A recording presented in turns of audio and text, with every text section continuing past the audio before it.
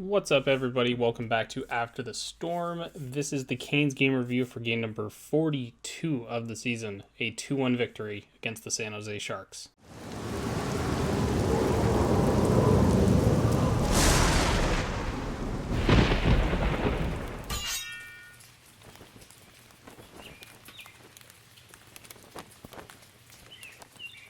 Now, before we even get into the intro portion of this, obviously, two things you guys can see on the screen. I actually have some animated stuff. I didn't realize I could do this with the software I use to record these videos, so that's kind of cool. Hopefully I can play with that a little bit more in the future. So, it moves. How great is that? The other one is behind me. Of course, guys can see there's no more flag. There's no jerseys. I'm not even wearing a jersey. I'm in the process of a move at the moment, so this is... everything's pretty much backed up. So, this will be the last video I shoot in this house, moving to a new place, and we'll have some exciting new stuff for some videos coming. Anyways, in introing this game, we are in the second half of a back-to-back. Carolina lost to San Jose earlier in the season. Freddie takes the net against a former Carolina Hurricane, James Reimer, at the other end. And Teuvo Teravainen remains out of the lineup. And I'm not even going to really mince words on this one. I thought this was probably one of the most boring games of the season. Really did. I don't think it really picked up at any point in this. So, halfway through the first, Trocheck comes in, snipes. He was a 1-on-3, gets it past Reimer. It's 1-0 Carolina. And very shortly after the hit, Trocheck after the goal, I should say, a hit, Trocheck, something you kind of want to see Trocheck. I tweeted out, maybe just hold up a little bit on. That kind of hit just sucks, and it wasn't the worst hit you've ever seen in this situation.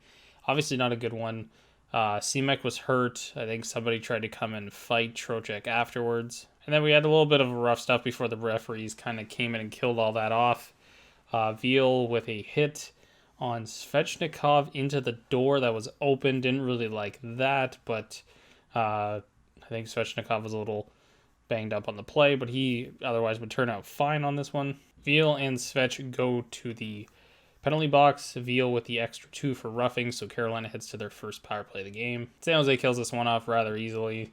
Not a whole lot of chances on this for Carolina. Svechnikov go back to the box before the end of the period with an interference penalty on Logan Couture. Anderson would make a great stop on a hurdle deke move on this power play, and Carolina would kill it off. And that's how we'd end the first period, 1-0 Carolina.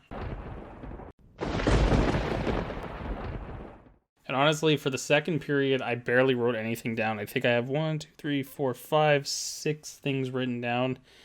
I think I had about 14 for the first, and maybe 7 for the third. Again, this was, in my opinion, one of the most boring games of the season. It started at 5 o'clock on Sunday, and I don't know, it was just boring. It was just a boring hockey game. Niederreiter draws a penalty call midway into this period. Carolina goes to their second power play. Trocheck ends up tripping Brent Burns. We go to 4-on-4, and then just back to 5-on-5. That would pretty much end the period. Again, nothing going on, a lot of just back and forthing. Again, like I said, this is, in my opinion, one of the most boring games of the season. As the third period opens up, Balcers gets a rebound, tucks it past Frederik Andersen, ties it up. And this is the next thing I wrote. Again, I keep saying this, it was the most boring game of the season. Svechnikov gets a goal with 3:44 left. That's my next note. Nothing else in this game happened that I thought was even remotely noteworthy. So the Pesce point shot, Svechnikov jumps all over the rebound, buries it. 2-1. Actually, a very nice goal. Svechnikov, tracking the puck, kind of turns on an awkward angle, but slashes it basically straight into the net. Carolina leads 2-1. Anderson would shut the door here. Huge save. Dove across for another right after. Pesce would end up getting hurt, but he would return to the bench. That would do it. End of the game, 2-1. Carolina with another big victory heading into the All-Star break. So, going into some player analysis, because there really wasn't much to go over, again, like I said, in this game. I thought Troch was good. Jarvis was excellent in this game.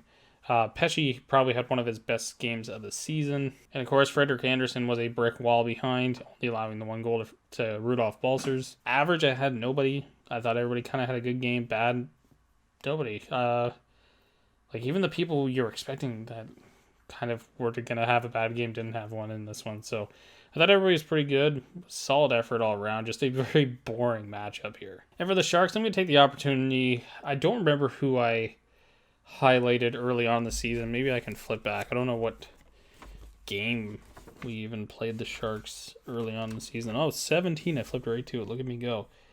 The Sharks in that game, I highlighted Alexander Barabanov. But in this one, I'm going to highlight the former Carolina Hurricane, James Reimer, who I thought had a very, very good game. Again, not a whole lot in front of him. Erik Karlsson out of the lineup. I think Timo Meier was kind of quiet in this one. Hertl had a couple chances. And all the kind of big names on San Jose that are slowly dwindling didn't really do much in this game. Burns wasn't very noticeable.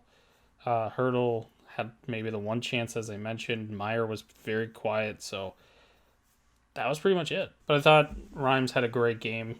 Of course, you always want to play a little bit better when you come back and play against your former team. I don't mean that to say that Reimer played a bad game or could have played better. I think he played about as good as he could. He just, likely would have wanted to be, give that extra bit of effort or turn it up a little bit more for his team in front of him. But honestly, they weren't doing anything for him in this one. Anyways, guys, that'll do it for this episode. And yeah, so I didn't realize this GIF thing is just fantastic. Lots of new stuff coming to the channel. Of course, we still have the NHL 2005 series. This is going to be a very short video. 2005 series still rolling through. We will get back to the NHL 22 Atlanta Thrashers series as soon as I set up at the new place. And there will be some more stuff coming from the new when I get over to the new place. And there'll be different presentation style of these Canes game reviews. Yeah. I'm excited to get going on all this. But thankfully, we have the All-Star break because trying to do Canes game reviews and see games during the All-Star break would have been a tedious task, to say the least. And I'm hoping maybe on Saturday night to do a stream on Twitch of the NHL All-Star game. Or maybe I'll do it right on YouTube. And maybe do a watch along with some Caniacs or Canes fans with some of the new stuff to show off. So, in general, all hockey fans, I'd love to do a little watch along with. So, yeah, that's going to do it for this one. Thank you so much for watching it. Hit that like button down below if you liked this video. Hit the subscribe button if you're not already a subscriber. It helps me out considerably. Hit that notification bell as well. You'll get these videos as soon as they upload. And as always, guys, I'll catch you on the next one.